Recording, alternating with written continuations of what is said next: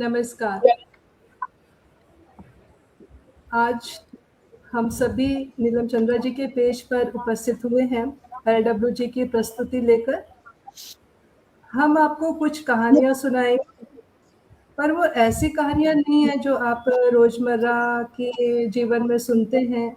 जैसा कि हमारे शीर्षक से ही आप समझ गए होंगे, कोई है जो लगता तो है, महसूस तो होता है, पर दिखाई नहीं देता। और हम असमंजस में रहते कि कोई है कि नहीं है। कोई तो था। तो कुछ आपको अंदेशा लग गया होगा कि आज हम किसकी बात कर रहे हैं। जी हाँ, प्रेत आत्माओं की, भूतों की।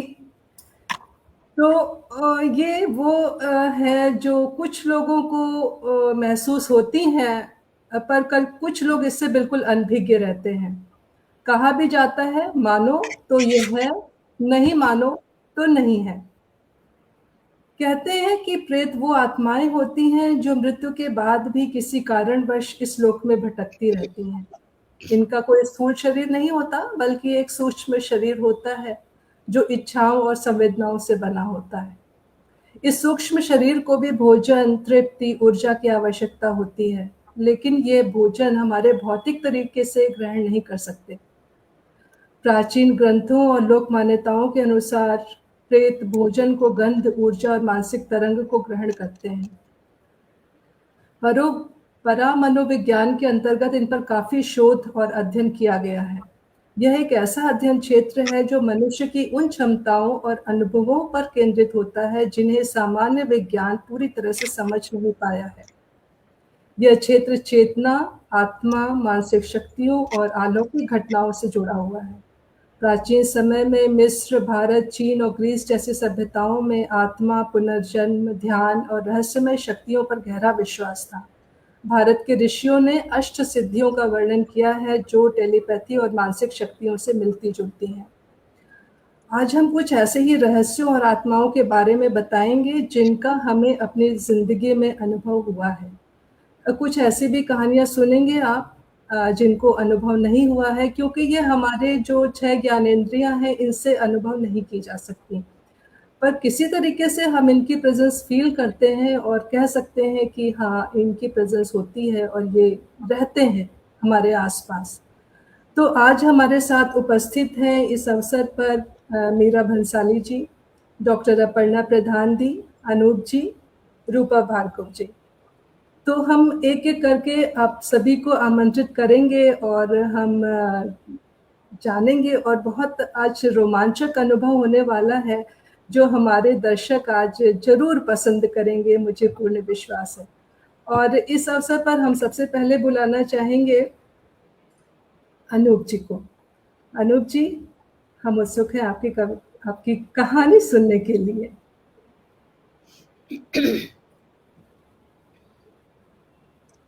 नमस्कार सभी को।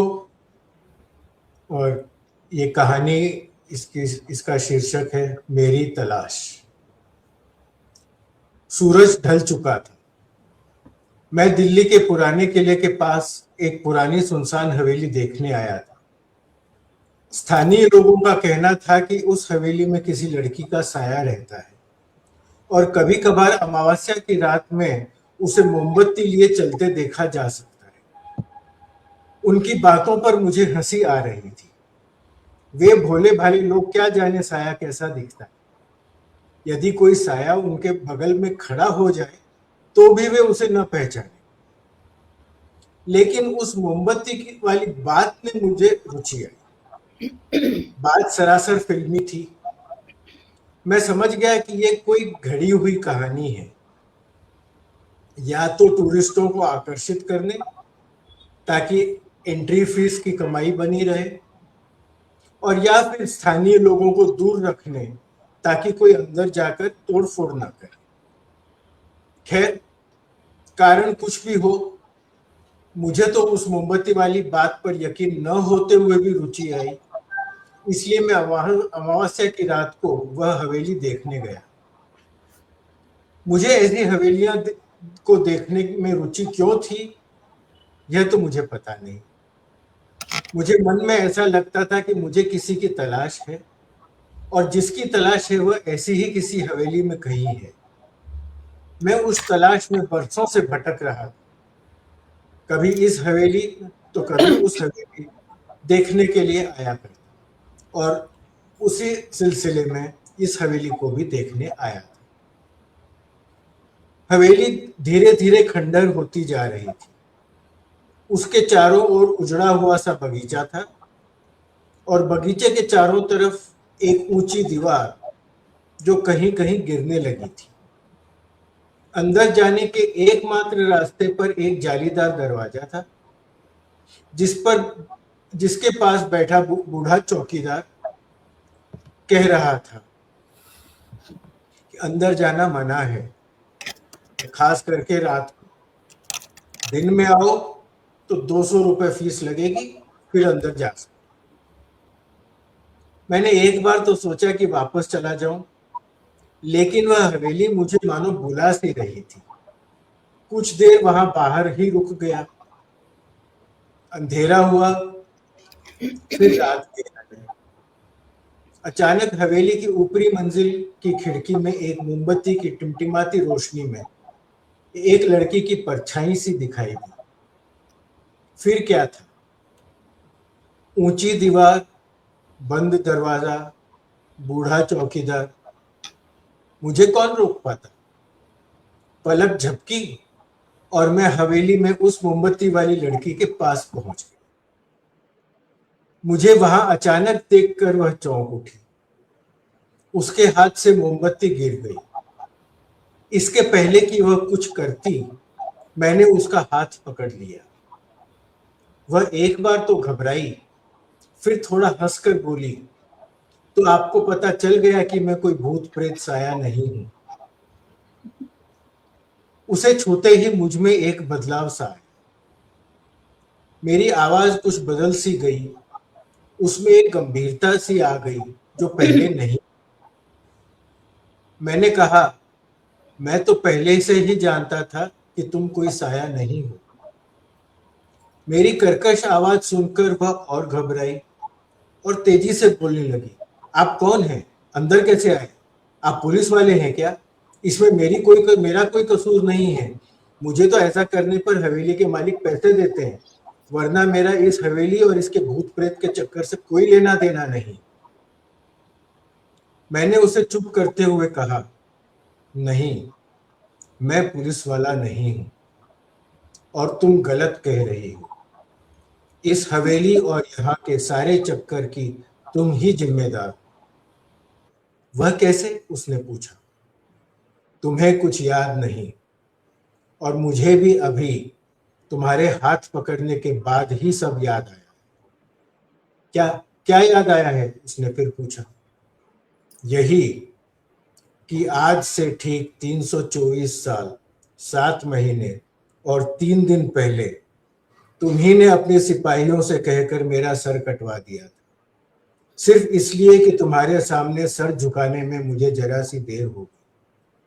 मैं तभी से तुमको ढूंढता फिर रहा हूं ताकि तुमसे बदला ले सकूं, लेकिन लेकिन उस हादसे से काफी हद तक मेरी याददाश्त चली गई थी। आज तुम्हें छूने पर सब याद आ गया। आज मेरी तलाश पूरी हुई। वाह वाह, बहुत बढ़िया। ये तो बाजी पलटने वाली बात हो गई। बहुत हाँ। बढ़िया थी। अब आप ही बताइए कि ये असली हो सकती है या इनकी खुराफात।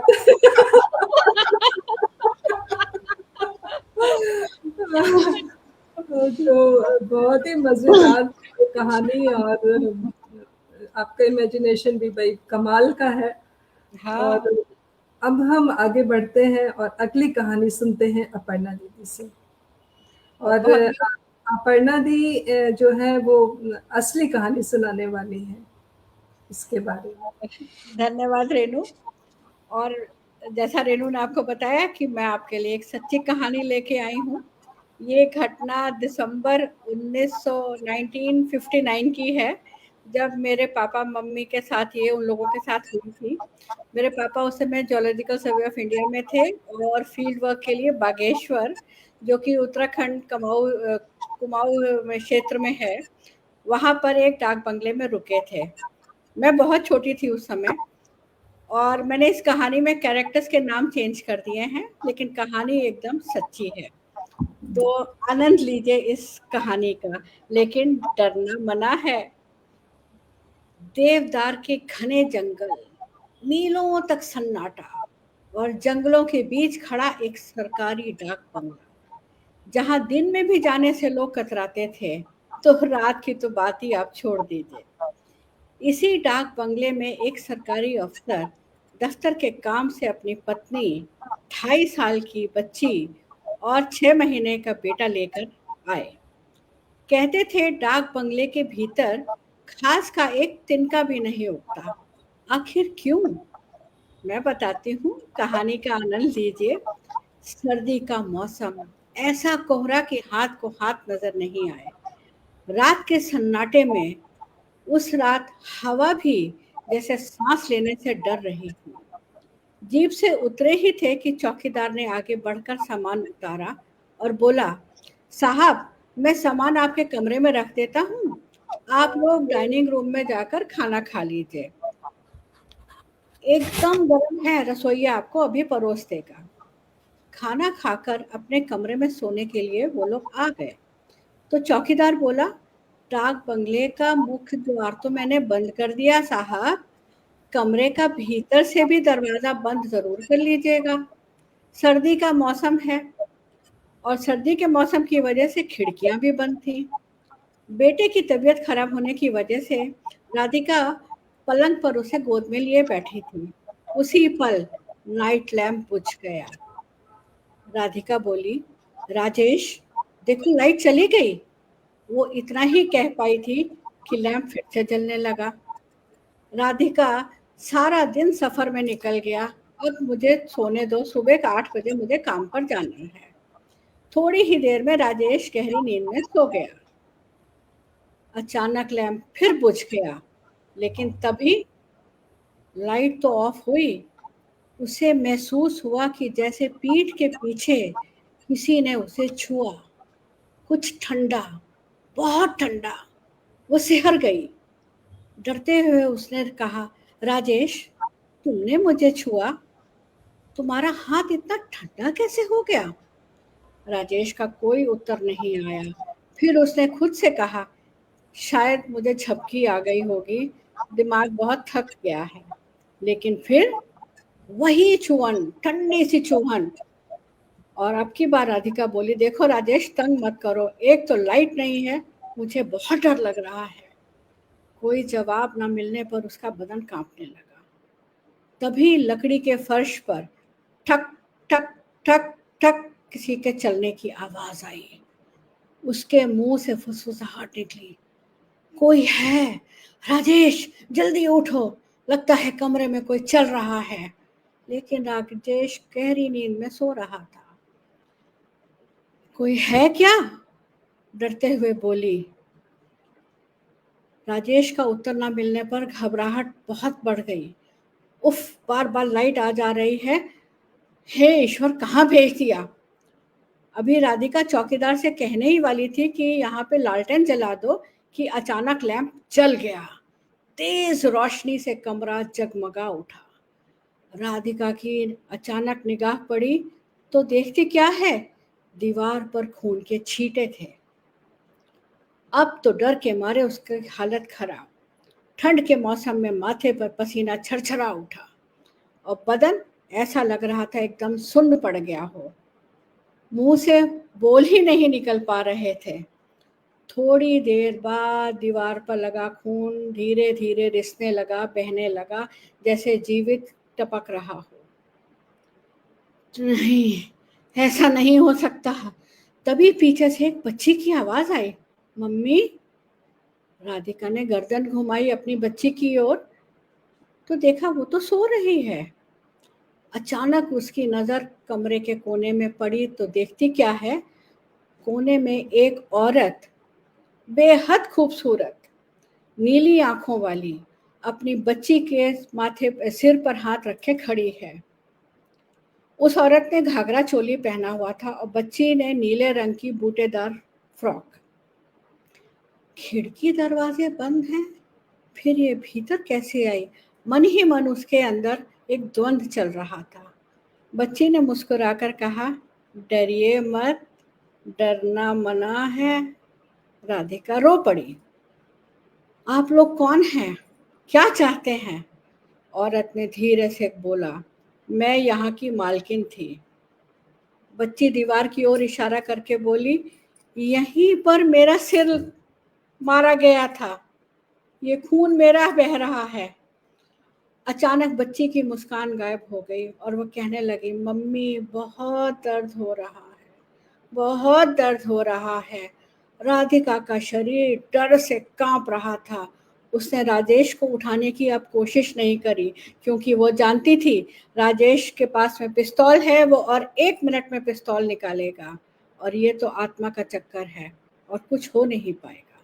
उसने मन ही मन हनुमान चालीसा पढ़नी शुरू करी और फिर उसे हाथ जोड़कर बोली, हम सरकारी काम से आए हैं, आपका नुकसान कुछ नहीं करेंगे। आपसे विनती है, आप किसी को हानि नहीं पहुंचाना, हम कल यहाँ से चले जाएंगे। औरत राधिका के बहुत करीब आ गई, इतनी करीब कि उसकी ठंडी सांसें राधिका के शरीर में झुरझुरी पैदा करने लगी। डरिए नहीं, मैं अपनी बेटी के साथ चली जाऊंगी, बस मेरा पति लौट आएगा, मैं अपने पति का इंतजार कर रही हूँ। मारिया के पापा कहकर गए थे कि गांव से जल्दी आएंगे, लेकिन अभी तक वो नहीं आए हैं। राधिका की आंख से आंसू बहने लगे। आपका पति? औरत की आंखें अचानक लाल हो गईं, नीली आंखें लाल लगने लगी और वो बोली, वो अभी पहुंचा नहीं है। तभी खिड़की जोर से खुली, हवा चीखी, बच्ची हंसने लगी। हंसते हंसते धीरे धीरे रोने में बदल गई हंसी। माँ और बेटी अचानक धुएं में बदल गईं और हवा में कहीं गायब हो गई। लैंप की रोशनी फिर स्थिर हो गई और कमरा खाली, लेकिन राधिका के कान में अब भी वो आवाज थी, जब वो आएगा हम चले जाएंगे। अब अगले दिन सुबह राजेश ने राधिका की हालत देखकर कहा, राधिका क्या हुआ? ऐसा लग रहा है तुम रात भर सोई नहीं, बहुत डरी डरी सी लग रही हो। सुनिए, किसी और जगह कैंप शिफ्ट करिए, यह बंगला ठीक नहीं है। इस बंगले में जो मरते हैं वो जाते नहीं हैं, यहीं कोई रहते हैं। राजेश बोला, क्या हो गया है, सुबह सुबह मरने मराने की बातें कर रही हो, ऐसा क्या हुआ? राधिका ने उसकी ओर देखा।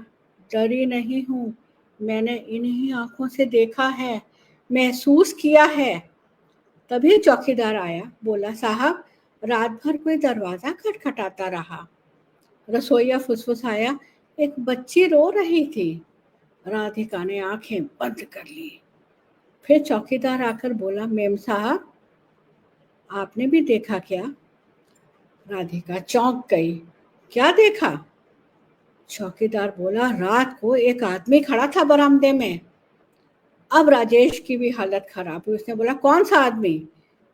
साहब चेहरा नहीं था, गर्दन के ऊपर सिर्फ आंखें चमक रही थी, लाल लाल आंखें, और वो पूछ रहा था, मेरी पत्नी कहाँ है?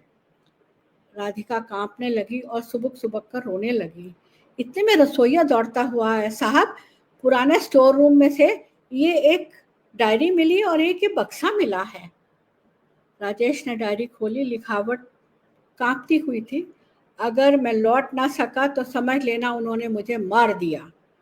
राधिका ने फुसफुसाया, ये वही है, उसका पति। राजेश पढ़ता गया, मेरी पत्नी और बेटी अकेली हैं डाक बंगले में, अगर उन्हें कुछ हुआ तो मेरी आत्मा चैन से नहीं बैठेगी। तभी फड़फड़ाते पन्ने एकाएक हिलना बंद हो गए और डायरी बंद हो गई। कुछ ही देर में तहसीलदार आया।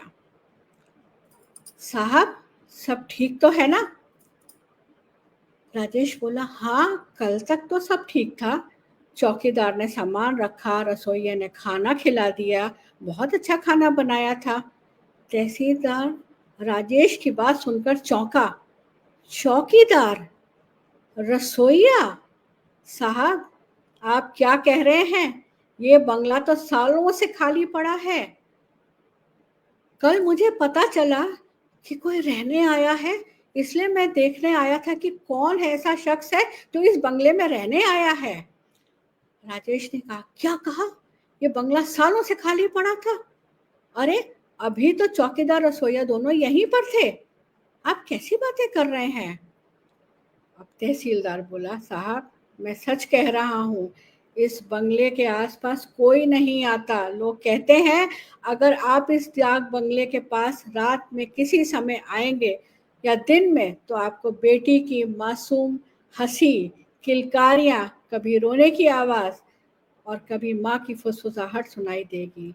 बहुत साल पहले एक अंग्रेज औरत जिसने यहाँ के आदमी से शादी की थी, उसकी और उसकी पत्नी बेटी का कत्ल हुआ था जमीन जायदाद के सिलसिले में। तब से ये आत्माएं यहीं भटकती हैं। राजेश राधिका को एक दूसरे को देखते रहे। राधिका जानती थी जो उसने देखा था वो कहानी नहीं, वो सच्चाई थी। राधिका ने आंखें बंद की, उसे पता था ये कहानी अभी खत्म नहीं हुई है, क्योंकि डाक बंगले में अब भी कोई इंतजार कर रहा है। धन्यवाद। बहुत बढ़िया। और हमारे साथ दर्शक भी जुड़े हुए हैं काफी, इसमें निवेदिता है, गरिमा है और भी बहुत लोग हैं। सब लोग कह रहे हैं कि क्यों डरा रहे हो आप लोग, तो जैसे आप ये हकीकत है, ये बिल्कुल हकीकत है जो मेरे पापा मम्मी ने नरेट किया था। तो देखिए ये गलत तो नहीं हो सकती है।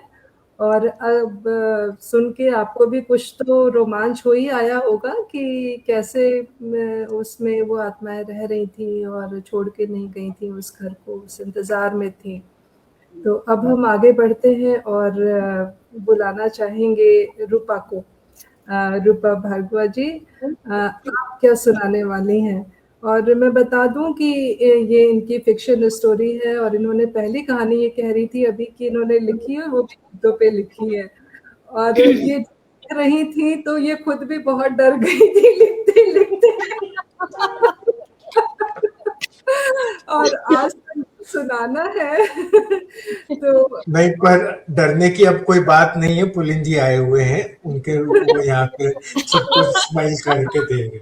और नहीं तो मैंने अब ये बात तो बिल्कुल सही है, मैंने आज तक कभी कोई हिंदी कहानी नहीं लिखी थी, ये पहली हिंदी कहानी है और वो भी भूतिया।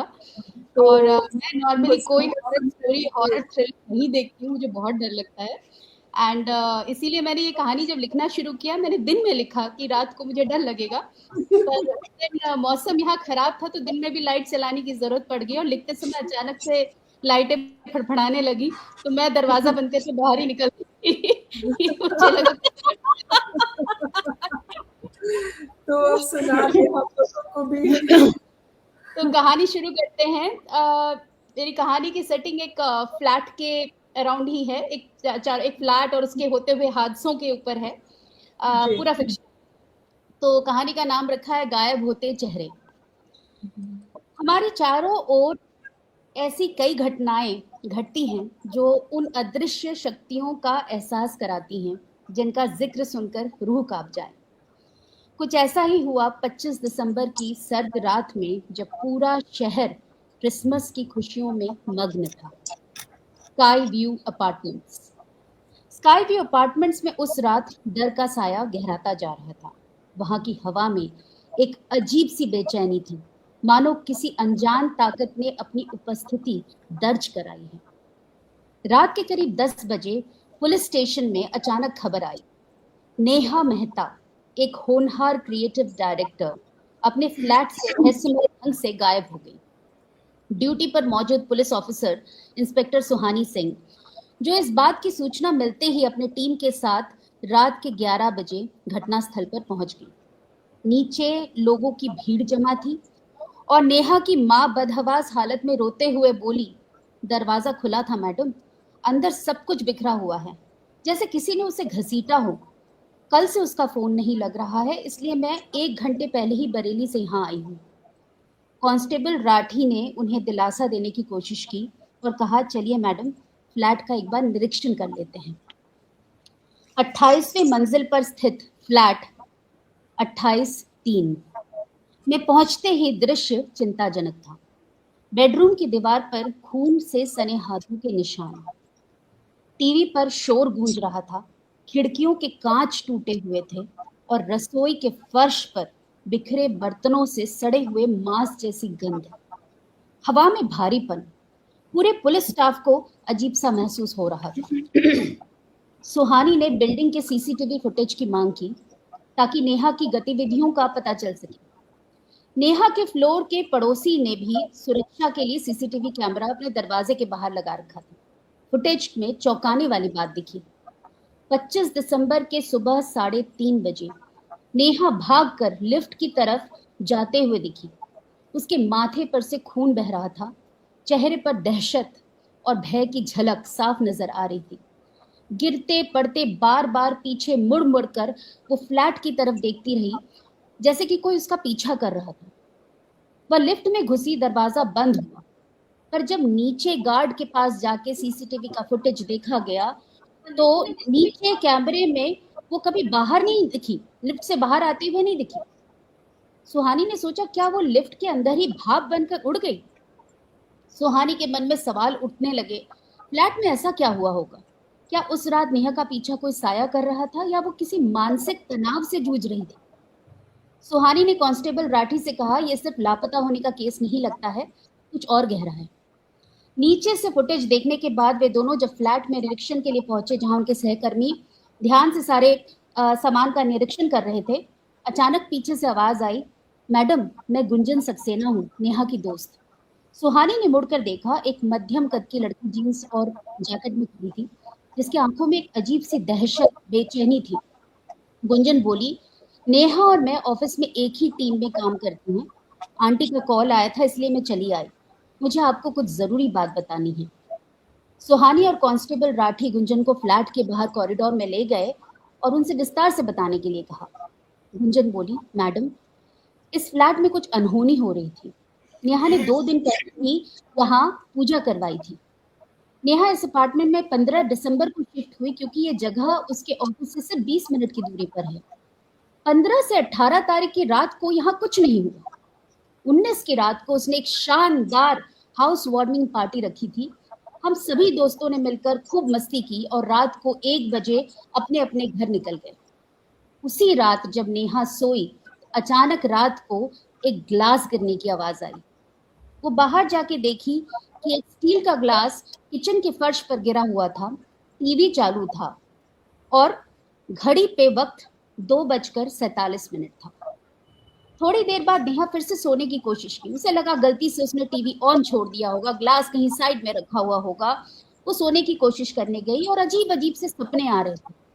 फिर से ग्लास गिरने की आवाज आई। वो उठ के बाहर गई और किचन में देखा, स्टील की ग्लास नीचे पड़ी थी, टीवी ऑन था और दीवार पे अब भी घड़ी का वक्त 2:47 ही था। उसे लगा कि शायद वो वाइन के नशे में है। ये पार्टी के बाद की बात है, शायद नशा नहीं उतरा होगा और पिछली बार शायद उसने कोई सपना देखा होगा। थोड़ी असमंजस में थी, लेकिन फिर से सोने चली गई और इस बार उसे सपने में ऐसा लगा कि वो एक लिफ्ट में कैद हो गई है। लिफ्ट से बाहर जाने की कोशिश कर रही है, लेकिन कोई शक्ति है जो उसे बाहर निकलने नहीं दे रही है। इतने में फिर से ग्लास गिरने की आवाज। वो उठती है, वापस किचन में जाती है, देखती स्टील की ग्लास नीचे गिरी है, टीवी ऑन है, लेकिन कोई और दिख नहीं रहा और वक्त जैसे रुक सा गया है। फिर से 2:47। इस बार उसे शक हुआ। उसने अपने हाथ की घड़ी, मोबाइल, सब पे वक्त देखा, 2:47। घबरा के उसने अपनी दोस्त गुंजन को फोन किया। गुंजन ने बोला, ये तुम्हारा वहम है, तुम पक्का वाइन के नशे में हो, ऐसा कुछ हो नहीं सकता। पर नेहा को डर लगने लगा और वो अपना सामान लेके घर के बाहर निकली। जैसे ही घर के बाहर निकली, घड़ी पर वक्त सुबह के 6 बजे। वो गुंजन के घर गई। नेहा गुंजन के घर बार बार डोरबेल बजाया और उसने बात बताई कि फ्लैट में वक्त रुक सा गया है, 2:47 पे के आगे घड़ी बढ़ती नहीं है और बार बार ग्लास गिरता है, टीवी ऑन हो जाता है, वो बंद करती है, लेकिन वापस ये इंसिडेंट रिपीट होता रहता है। उस शाम गुंजन ने सोचा कि ये इसका पक्का वहम है, मैं तुम्हारे साथ जाके तुम्हारी फ्लैट में रात को रुकूंगी। उस शाम जब गुंजन और नेहा फ्लैट में रुके तो दीवार की घड़ी, हाथ घड़ी, मोबाइल सब पे समय सही दिख रहा था। जब वो रात को सोने गए, फिर से रात को ग्लास गिरी, टीवी ऑन हुआ और वक्त 2:47। ये क्या? किस्सा 2 बार हुआ। दोनों लड़कियां डर गईं, अपना सामान पैक की और फ्लैट से बाहर भागी। बाहर जाते ही वक्त दिख रहा था सुबह के 5 बजे। गुंजन और वो दोनों अपने फ्लैट गए। अगले दिन उन्होंने कामत जी, जो इस फ्लैट के ओनर हैं, उनको कॉल किया कि ऐसा अनहोनी आपके फ्लैट में क्यों हो रहा है, क्या इस फ्लैट का कोई पुराना किस्सा है जिसकी वजह से ऐसा होता है। उन्होंने तो हंस के उड़ा दिया कि ये आपका वहम है, हमारे यहाँ तो पहले कई लोग रह चुके हैं, ऐसा कुछ नहीं हुआ है। अब इन्होंने इंस्टाग्राम के रील में डॉक्टर मालिनी के बारे में पढ़ा था, जो ऑकल्ट साइंस के बारे में अपनी वीडियोस डालती रहती हैं और उनके पड़ोस में ही रहती हैं। डॉक्टर मालिनी से मिली और उनसे रिक्वेस्ट किया कि आप हमारे फ्लैट में आके निरीक्षण करें, कुछ अजीब सी बात हो रही है, समय नहीं बढ़ रहा, 2:47 पे अजीब अजीब हरकतें होती हैं हमारे फ्लैट में। सो मालिनी ने अपने डॉक्टर मालिनी इनके साथ आने के लिए तैयार हो गई और जब वो अंदर आई, उनको भी ऐसा ही महसूस हुआ कि इस फ्लैट में कुछ ठीक नहीं है। उन्होंने दोनों लड़कियों को बोला कि आप बेडरूम में जाइए, मैं यहाँ सोफे पे बैठूंगी और जब तक मैं आपको बाहर ना बुलाऊं आप बाहर ना आए। दोनों लड़कियां अंदर गईं, वहां सोने के लिए गईं और उनको 2 बार रात में ग्लास गिरने की और टीवी चलने की आवाज आई। तब उन्होंने अपने हाथ की घड़ी, मोबाइल और कमरे की घड़ी को देखा, 2:47। समय नहीं चेंज हो रहा था, वही समय पे रुका हुआ था। डॉक्टर मालिनी फिर आके इनकी कमरे की दरवाजा खटखटाई और पूछी इनको, जब आपने टीवी चलते हुए देखा था, क्या आपने ध्यान दिया था कि टीवी पर आ क्या रहा था? दोनों लड़कियां बोली कि हम तो इतनी घबराई हुई थी, हमने ध्यान ही नहीं दिया कि टीवी पे क्या आ रहा है। तो तब डॉक्टर मालिनी ने अपने मोबाइल पे वीडियो रिकॉर्ड किया हुआ इनको दिखाया। हर बार न्यूज क्लिप दिखाई दे रहा था अभिषेक मल्लिक की गुमशुदगी की खबर। डॉक्टर मालिनी ने इनको बताया कि 3 महीने पहले इसी बिल्डिंग के 27वें फ्लोर में 27/4 से अभिषेक मल्लिक गायब हो गए थे, जिनका आज तक कुछ पता नहीं चल पाया। उन्होंने कहा अगले दिन हम यहाँ पूजा रखेंगे और उसका विश्वास दिलाया कि सब ठीक हो जाएगा। दोनों लड़कियां वहां पे पूजा करवाई। 22 और 23 को साथ में फिर वहां रात को रुकी और सब कुछ सामान्य था। न ग्लास गिरा, न टीवी ऑन हुआ, न समय 2:47 पे रुका। ये सुन के गुंजन बोली कि अब तो सब कुछ ठीक है, तो मैं अपनी मौसी से मिलने एक दिन के लिए अलीगढ़ जाती हूँ, नेहा अब तुम यहाँ शायद आराम से रह सकती हो। और 25 की सुबह ये नेहा की गुमशुदगी की खबर पुलिस स्टेशन पहुंची। जब इंस्पेक्टर सुहानी को ये सब उन्होंने सुना तो वो घबराई और अपना वक्त देखी कि क्या हो रहा है। उन्होंने देखा रात के 12:30 बजे हैं, काफी रात हो चुकी थी। तो उन्होंने गुंजन को बोला तुम घर जाओ, अपना मोबाइल नंबर हमें दे दो, हमें अगर और कुछ पूछताछ करनी होगी तो हम तुम्हें कॉल करेंगे। इंस्पेक्टर सुहानी हैरान रह गई। इतने में उनके सहकर्मियों ने आवाज लगाया। फ्लैट के टीवी में नेहा मेहता की गुमशुदगी की खबर आ रही थी। वो दौड़ के अंदर गई इंस्पेक्टर राठी के साथ। जब अंदर गई तो पुलिस की कर्मी भी हैरान थे। घड़ी 2:47 पे रुकी हुई थी। सारे पुलिसकर्मियों के हाथ घड़ी, मोबाइल, सारे कमरों की घड़ियों में भी 2:47। कमरे की लाइटें जैसे धड़कन की तरह फड़क रही थी। पलक झपकते ही टीवी पर खबर बदल गई और वहां गुंजन सक्सेना की तस्वीर थी और नीचे लिखा था लापता। सुहानी की रीढ़ में सिहरन दौड़ गई क्योंकि टीवी पर कोई चैनल लोगो नहीं था। वो भागकर फ्लैट के बाहर गई। गुंजन वही थी जब वो फ्लैट के अंदर दौड़ के गई थी। इंस्पेक्टर सुहानी ने तुरंत गुंजन को फोन मिलाया, पर फोन नंबर अनरीचेबल था। क्या गुंजन गायब हो गई? उन्होंने जब सीसीटीवी फुटेज देखा तो गुंजन भी लिफ्ट में गई थी, लेकिन नीचे से लिफ्ट से बाहर आते हुए नहीं दिखी। नीचे बिल्डिंग की सीसीटीवी फुटेज देखते समय इंस्पेक्टर सुहानी ने देखा कि डॉक्टर मालिनी रात के 12:20 पे नीचे लिफ्ट में गई, लेकिन नेहा के फ्लैट तो नहीं पहुंची थी। उन्होंने गार्ड से उनके बारे में जानकारी ली तो पता चला कि पिछले 10 सालों तक इसी फ्लैट में जहां नेहा रहती थी, 28-3, इसमें डॉक्टर मालिनी 10 सालों तक रही थी और अभिषेक उनके जानकार थे। लेकिन 1 साल पहले इन्होंने ये फ्लैट छोड़ दिया था। तो ये बात उन्होंने इन लोगों लड़कियों से छुपाया क्यों? उनको लगा इन सब के पीछे पक्का डॉक्टर मालिनी का ही हाथ होगा। उसी समय सुहानी का ध्यान गया कि 28-3, 27/4 का जोड़ 13 होता है, 2:47 का जोड़ भी 13 होता है। और उन्होंने गार्ड को फ़ोन करके पूछा कि क्या यहाँ पे कोई 13वां फ्लोर है? गार्ड ने बोला, नहीं मैडम। उन्होंने अपने सहकर्मी राठी जी को बोला, राठी जी एक काम कीजिए, आप इस फ्लैट को सील कीजिए और आप लोग सब नीचे पहुंचिए, मैं आपको नीचे मिलती हूँ। अब एक अजीब सी घटना घटी। जब ये लोग नीचे पहुंचे, जब पूरी स्टाफ नीचे पहुंची, तो इंस्पेक्टर सुहानी वहां नहीं मिली। गार्ड ने भी पुष्टि की कि सुहानी जी लिफ्ट से बाहर नहीं आई हैं, और ऑन ड्यूटी ऑफिसर सुहानी गायब कहाँ हुई इसका कोई पता नहीं लगा पा रहा था। गार्ड ने बताया क्योंकि 13 अशुभ नंबर है, इसलिए बिल्डिंग में कोई 13वीं फ्लोर नहीं है। आज 27 जनवरी है। स्काई व्यू अपार्टमेंट्स में वो फ्लैट और वो लिफ्ट आज भी वही है। अभिषेक, नेहा, गुंजन, डॉक्टर मालिनी और इंस्पेक्टर सुहानी, कोई आज तक नहीं मिला। पर सबका आखिरी मोबाइल लोकेशन आज भी स्काई व्यू अपार्टमेंट्स ही है। रात के 2:47 पे आज भी 28/3 से ग्लास गिरने की और टीवी चलने की आवाज आती है।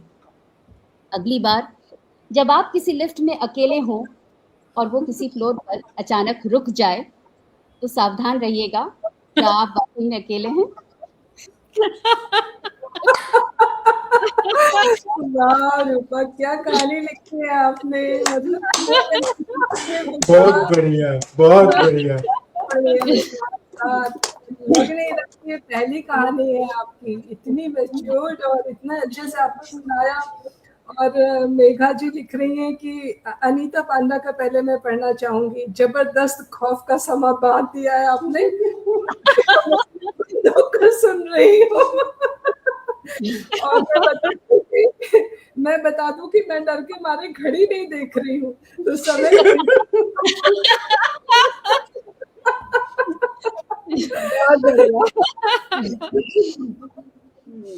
और मीरा जी क्या कह रही हैं, ये आप खुद मीरा जी से सुनिए, क्योंकि अब टर्न मीरा जी का ही है। और आप लोगों को बता दूं कि हम लोगों ने तो एक एक कहानी लिखी है, या एक कहानी अभी आप हमारी सुनेंगे, मेरी सुनेंगे। मीरा जी ने तो किताब लिख डाली है। तो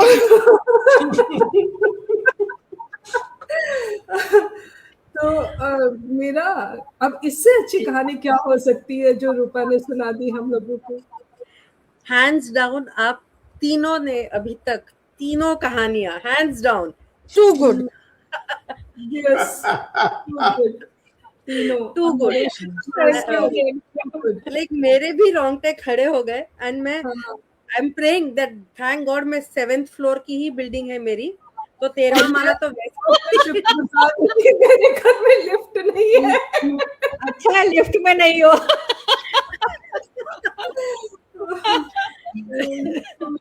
बताओ क्या सुना रही हो भाई, तुम्हारा क्या एक्सपीरियंस रहा? हाँ, ये एक सच्ची घटना है जो मेरे साथ हुई है। मैं एक्चुअली एम्पैथ हूँ, तो कई बार ऐसे होता है, एंड काफ़ी गोस्ट के एक्सपीरियंसेस मुझे होते रहते हैं, और कई बार ऐसे होता है कि किसी के इमोशंस या किसी के वर्ड्स मैं फील करती हूँ। तो ये कहानी जो नॉट एग्जैक्टली कहानी, ये जो घटना जब घटी उसकी शुरुआत आज से करीबन 5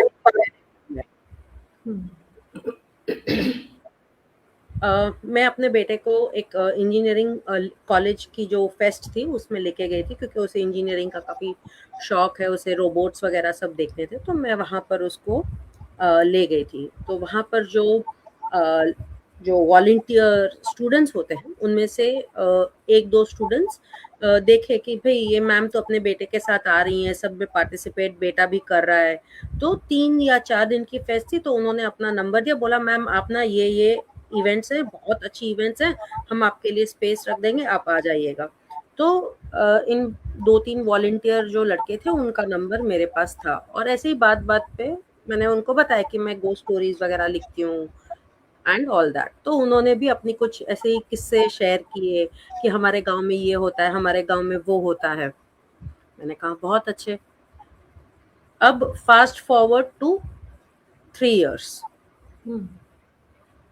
रक्षाबंधन के टाइम हमारी फुल फैमिली कुछ 40 लोग हम लोग सब एक साथ आकर रक्षाबंधन सेलिब्रेट करते हैं मेरे ससुराल की साइड पर।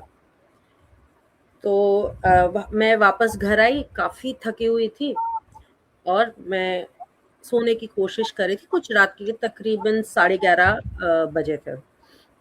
Husband was already sleeping and मैं ऐसे ही बस सोने की कोशिश ही कर रही थी।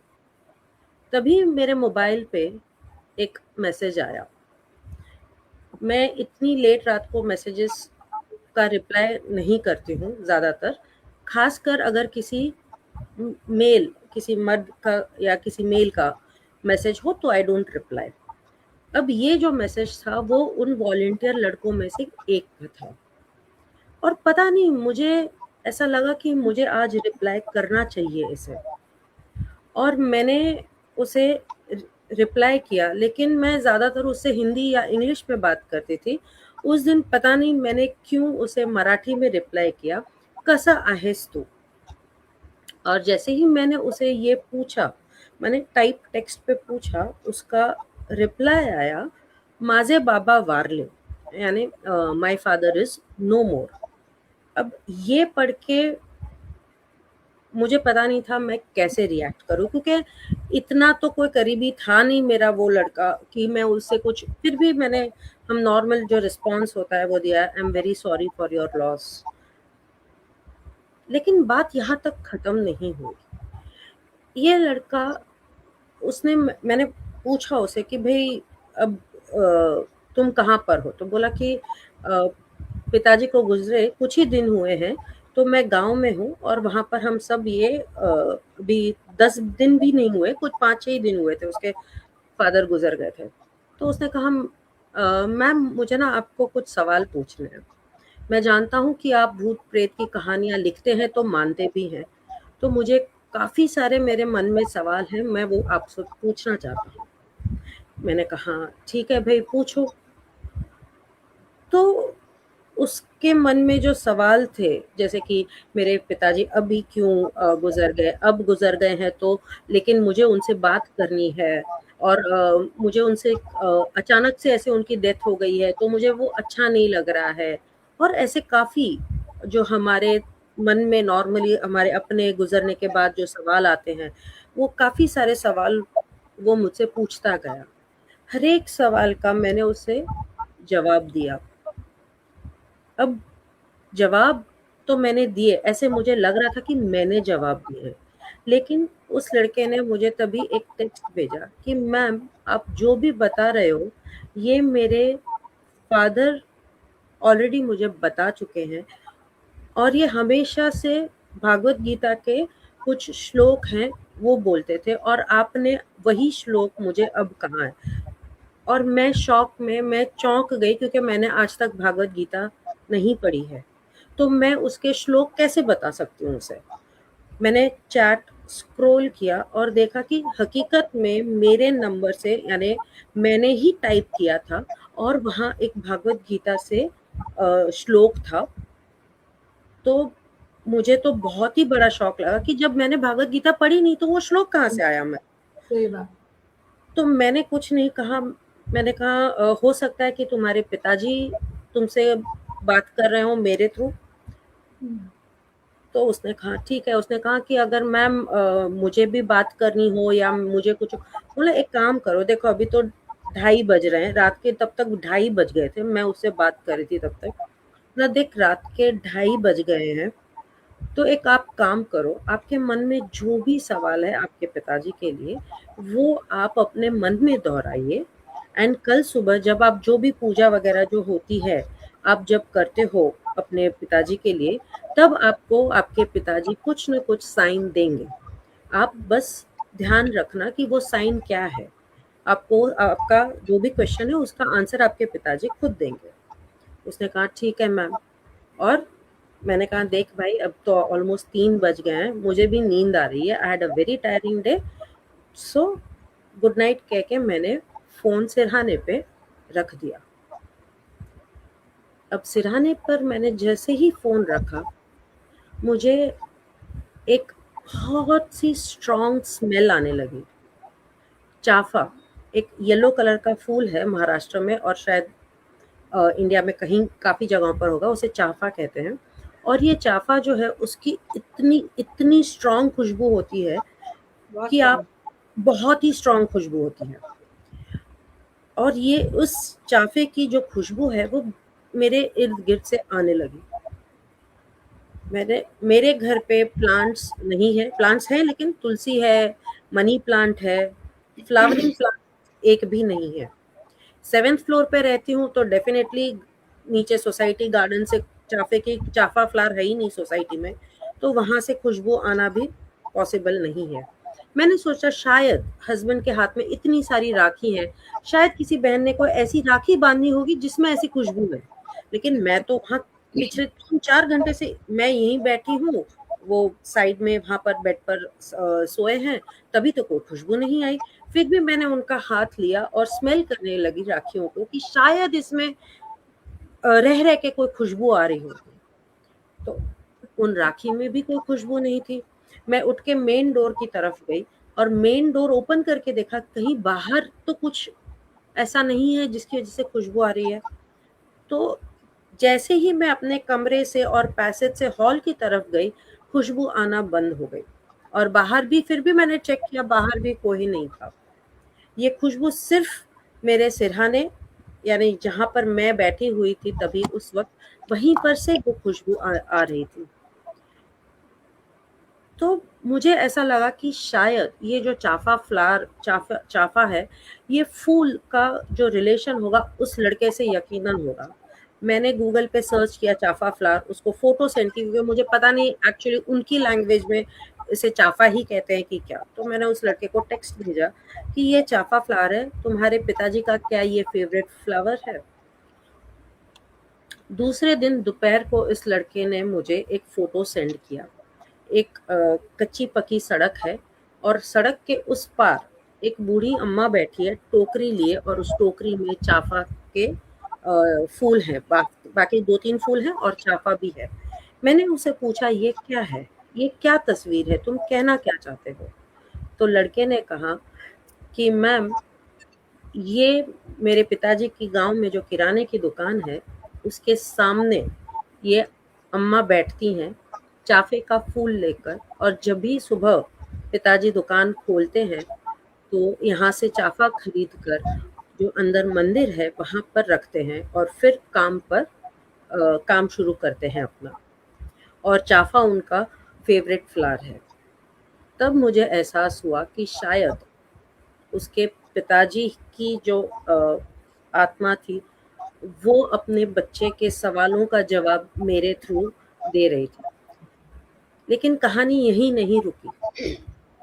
8-10 महीने के बाद इस लड़के ने मुझे काफ़ी सारे फोटोज सेंड किए वहाँ के सौंदर्य के। मालवन कोस्ट है, बहुत ब्यूटीफुल हो जाता है मॉनसून में। इस लड़के ने मुझे इतने सारे फोटो सेंड करे। उन फोटोज में एक फोटो ऐसे ही एक बिल्डिंग की थी, और जैसे ही मैंने उस फोटो को देखा मेरे आंखों से ऐसे धड़ धड़ धड़ धड़ आंसू बहने लगे। और मुझे क्या फील हो रहा था, जैसे मेरी ख्वाहिश थी इस बिल्डिंग को देखने की, या एकदम एक बहुत सी अजीब सी बेचैनी भी शुरू हो गई। मैंने उस लड़के से रोते हुए मैं रो ही रही थी, आंसू बंद नहीं हो रहे थे मेरे। मैंने मैसेज किया कि ये बिल्डिंग क्या है। तो बोला कि ये वो बिल्डिंग है जो जिसका काम मेरे पिताजी देख रहे थे। हमारा फैमिली हाउस है जहाँ सब भाइयों ने मिलकर ये बिल्डिंग का काम शुरू किया था। इस बिल्डिंग का काम चल रहा था तब मेरे पिताजी गुजर गए थे और ये बिल्डिंग वो देख नहीं पाए। मैंने कहा कि ये बिल्डिंग तुमने मुझे फोटो सेंड करी है और मेरा रोना बंद नहीं हो रहा है, और मुझे ऐसे लग रहा है कि मुझे अभी बैग पैक करके तुम्हारे गांव आना होगा। लड़का भी काफी सोच में पड़ गया, ये मैम क्या कह रही है। बोला मुझे पता नहीं, लेकिन मुझे बहुत ही ऐसा ये हो रहा है कि कोई मुझे कह रहा है, कोई मुझे धक्का मार रहा है कि भाई अभी अभी के अभी तू वहां जा और वहां अपनी प्रेजेंस दिखा। तब मुझे लगा कि ये ज़रूर इसके पिताजी की जो आत्मा है वो फिर से वहाँ जाना चाहती है, अपने घर जाना चाहती है, और इसी वजह से मुझे वो बार बार मुझे वो खिंचाव आ रहा था उसकी तरफ। मैंने एक दिन इग्नोर किया, 2 दिन इग्नोर किया, तीसरे दिन मेरे घर में जब मेरी मेड है वो झाड़ू लगा रही थी, अचानक से मुझे पूछने लगी, दीदी यहाँ पर इतनी सारी रेती क्यों है, कौन गया था समुद्र तट? मैंने कहा कोई नहीं गया। घर से तो मैंने बच्चियों को पूछा कि आप लोग शायद कॉलेज बंक करके कहीं चौपाटी वगैरह जू गए हो क्या? बच्चे बोले नहीं मम्मा हम तो कहीं नहीं गए हैं, बीच पर तो कोई गया नहीं है। तो बीच की रेती यानी दरिया किनारे की जो रेती है वो मेरे घर पे कैसे आई पता नहीं। उस लड़के का गांव मालवन यानी दरिया काफी क्लोज, दरिया के काफी क्लोज है। वहां के गांव की जो मिट्टी है वो मिट्टी नहीं बल्कि रेती ही है।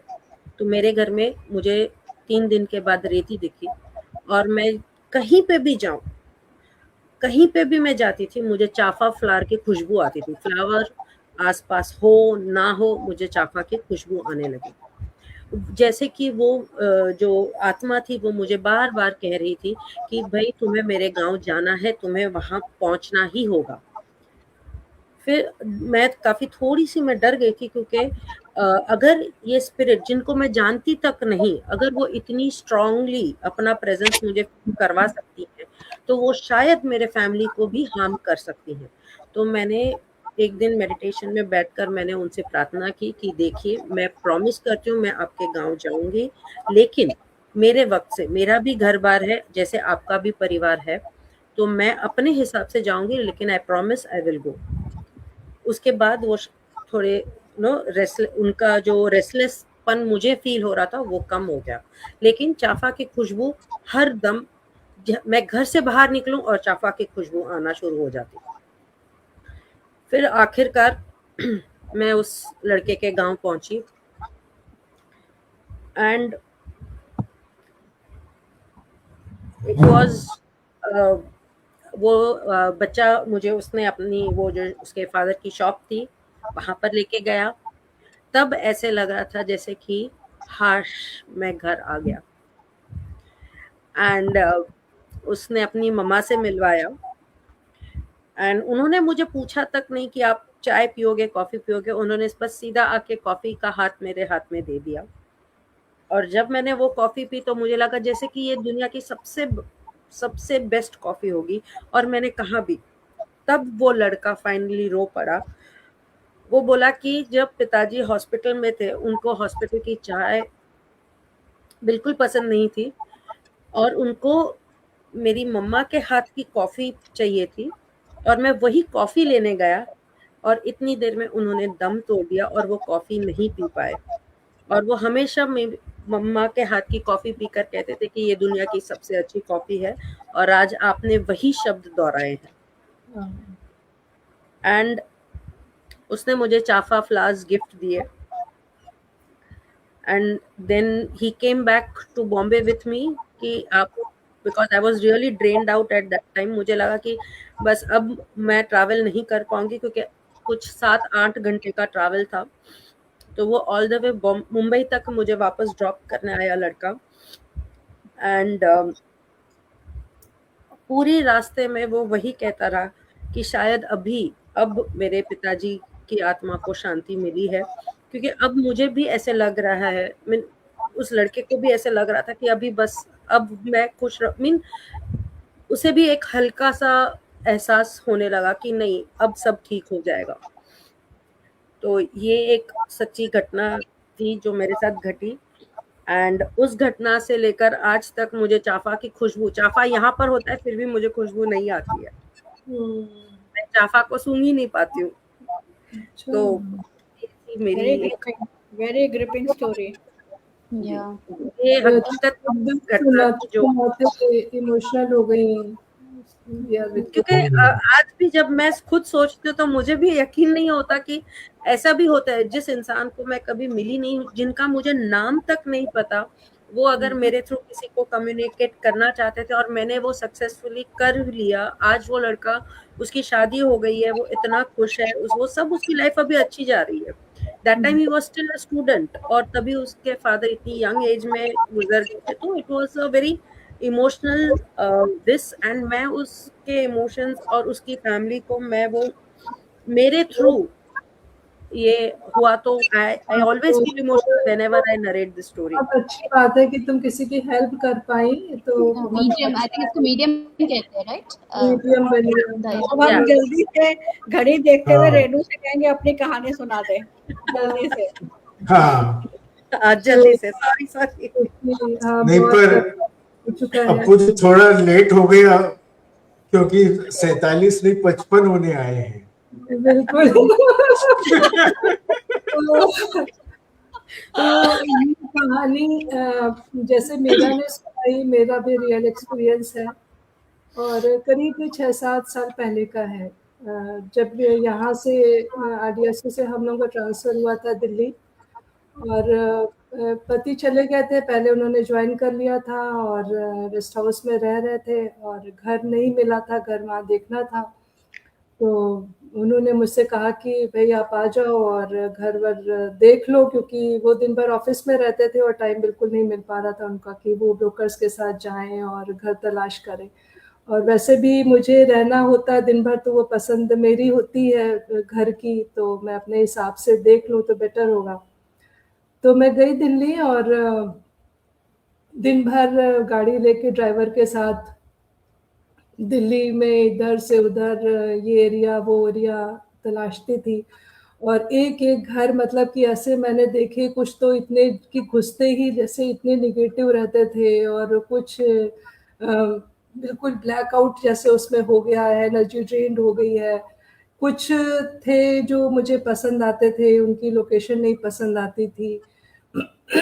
कुछ बहुत छोटे थे, कुछ मतलब कुछ ना कुछ ऐसा हो रहा था कि मुझे कोई घर पसंद नहीं आ रहा था और बहुत मेहनत लगती थी और बहुत समय लगता था, क्योंकि दिन भर मुझे चलना पड़ता था और दिल्ली में एक जगह से दूसरी जगह जाना ही, आप ट्रैफ़िक जानते हो कि वो पूरे दिन का मशक्कत हो जाती है।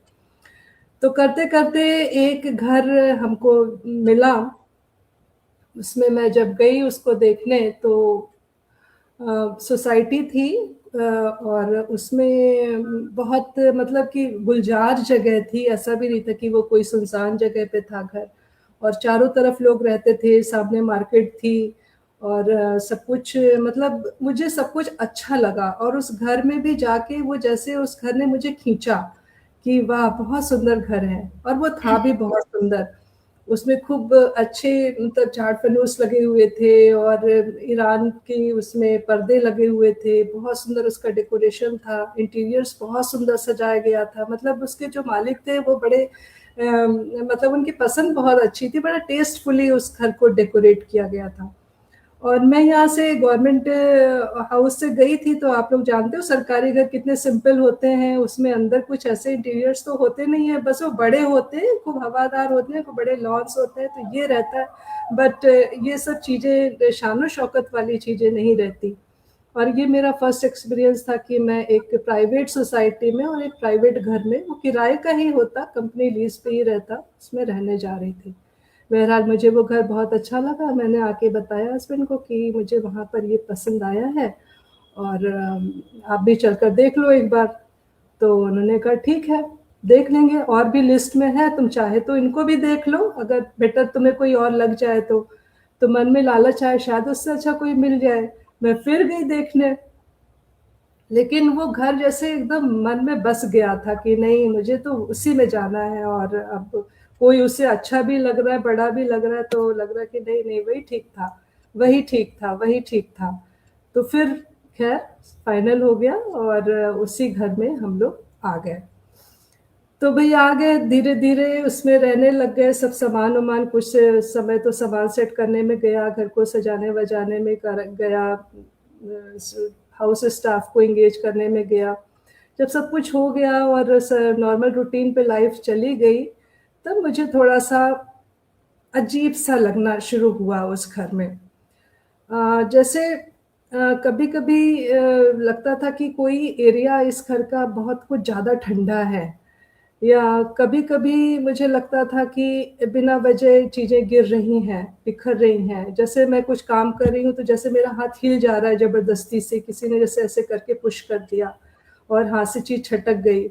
तो मुझे लगा कि ऐसे ही मुझे फ़ील होता होगा, मेरी लापरवाही से ये सब चीज़ें हो रही हैं। फिर नींद में मुझे बड़े अजीब-अजीब से सपने आते थे और मज़े की बात ये कि जब वो मुझे ये सब सपने आते थे, तो मुझे ये भी नहीं लगता था कि ये सपना है और ये भी नहीं लगता था कि मैं जगी हुई हूँ। वो कौन-सी फ़ेज़ रहती थी मतलब आई कैन नॉट डिस्क्राइब। और एक ही सपना मुझे बार-बार आता था कि एक ग्रुप है, जैसे राजा के दरबार में म्यूज़िशियंस का ग्रुप होता है, संगीत वालों का कि एक तानपुरा बजा रहा है, एक सिंगर है, एक डांस करने वाली है और इस तरीके का मतलब 8-10 लोगों का लड़के-लड़कियों का एक ग्रुप आता था और वो एक ही साइड से आता था और वो मुझे देखते हुए चला जाता था। ना मेरे से कोई वो बात करते थे, ना वो मेरे से कुछ कहते थे, ना मुझे कोई डिस्टर्ब करते थे। पर वो मुझे आते दिखते थे, हर तीसरे-चौथे दिन तो वो मुझे दिख जाते थे। तो मुझे मतलब बड़ा लगता था कि ये क्यों मेरे उसमें आ रहे हैं और मैं थोड़ा-सा डिस्टर्ब भी हो जाती थी इससे कि मुझे ये सपना ना आए और मुझे ऐसे ना दिखे और मैं इसको रोक लूँ। तो एक दिन जब वो आए तो मैंने हनुमान चालीसा पढ़नी शुरू की और सपने में ही हो रहा है ये सारी चीज़ें। और मैं इस चीज़ को अवेयर हूँ कि मैं सो नहीं रही हूँ और मैं जगी हुई भी नहीं हूँ। तो वो मुझे याद है अच्छे से कि वो लड़का रुका और पलट के मुझे देखा उस दिन पहली बार और हँसा, बोला हनुमान चालीसा पढ़ रही हैं ऐसे करके कि जैसे इससे हम लोग चले जाएँगे। तो मतलब मेरा मज़ाक बनाते हुए और फिर से वो चले गए बिना कुछ कहे सुने। बस इतना कह के। एक दिन मेरे हस्बैंड को इन सब में बिल्कुल विश्वास नहीं है, तो उनसे कुछ कहना और वो बताना मतलब कि कोई फ़ायदा नहीं था उन सब चीज़ों का। तो मैं अपने फ़ादर से बात कर रही थी फ़ोन पे एक दिन सुबह 10-11 बजे होंगे। तो मैंने उनको कहा कि डैडी ऐसे-ऐसे मुझको ये सब दिखाई देता है। तो उन्होंने पूछा क्या वो तुमसे कुछ कहते भी हैं, कुछ करते हैं? मैंने कहा नहीं वो मुझसे कुछ कहते नहीं हैं, ना कुछ मुझे करते, मुझे डिस्टर्ब भी नहीं करते, पर वो आते हैं, यहाँ पर हैं वो लोग। और दिन में बिल्कुल सामान्य रहता था, दिन में मुझे कुछ भी नहीं फ़ील होता था, ना मुझे कुछ ऐसा दिखाई दे रहा है, ना कुछ सुनाई दे रहा है कि कुछ अजीब-सा कुछ हो रहा है, कुछ नहीं, nothing, everything is super normal. लेकिन रात में ये सब चीज़ें, एक्टिविटीज़ उनकी शुरू होती थी। उसी दिन रात को, जिस दिन मैंने कहा कि नहीं वो मेरे से कुछ नहीं कहते, वो आया और उसने मुझसे कहा कि इसको तुम मुक्त करा दो अपनी एक फ्रेंड की तरफ, एक लड़की जो डांसर थी और वो लड़की मुझे दिखी नहीं, बस मुझे फील हुआ ये लड़की की बात कर रहा है जो इसकी दोस्त है।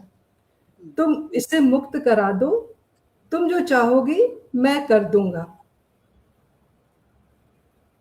तो मैंने कहा मैं तुमसे कोई पैक्ट नहीं कर रही और तुम्हें जो चाहिए मुझे जो चाहिए वो तुम दे भी नहीं सकते। ये बात हुई और उसके बाद खत्म हो गई। फिर नेक्स्ट डे क्या हुआ कि जब मैं उठी सो के तो मुझे ऐसा फील हुआ कि मेरी पूरी एनर्जी ड्रेन्ड है। जैसे लगा कि पूरी एनर्जी मेरी ले ली गई है और मैं खड़े भी नहीं हो पा रही। और जब मैं चल रही हूँ और जैसे मेरी एज भी अचानक बहुत बढ़ गई मेरे फेस से बिना वजह उसी दिन सुबह। और जब मैं चल भी रही हूँ तो जो मेरी मेड है वो मुझे मतलब उसने भी नोटिस किया कि भाभी आप देखो चल कैसे रही हो इतना झुक-झुक के। तो मुझे लगा कि मैंने तो उसके साथ पैक्ट कोई साइन नहीं किया, मैंने मना किया, इसके बावजूद भी उसने मेरी एनर्जी से उसको फ्री करा लिया लगता है। और उसकी वजह से मेरी एनर्जी ड्रेन्ड हो गई। मैंने कहा पता नहीं हो सकता है और मुझे तो लग ही रहा था कि बहुत वीकनेस हो गई बिना वजह और मुझे रिगेन करने में काफ़ी टाइम लगा। 10-15 दिन में मैं नॉर्मल हो गई, वापस अपने उस पे आ गई। लेकिन फिर वो लोग मुझे नहीं दिखे। उसके बाद की भी कहानी है, चूँकि समय कम है और 10 बज चुके हैं, तो फिर इसके बाद अगली बार। हाँ, बहुत बढ़िया, बहुत definitely part 2 is needed Redmi की कार करने के लिए। पार्ट 2 क्योंकि उसके बाद भी कन्वर्सेशन हुआ उनसे वो और अगले में पार्ट 2 हम फिर से आएंगे। तो अब हम वापस आते हैं और अपने दर्शकों को धन्यवाद देते हैं जो हमारे साथ जुड़े और आज हमको सुना और बाद में भी जो सुनेंगे। तो बहुत ध्यान सुनिएगा सब लोग, क्योंकि सारी कहानियां एक से बढ़कर एक थी।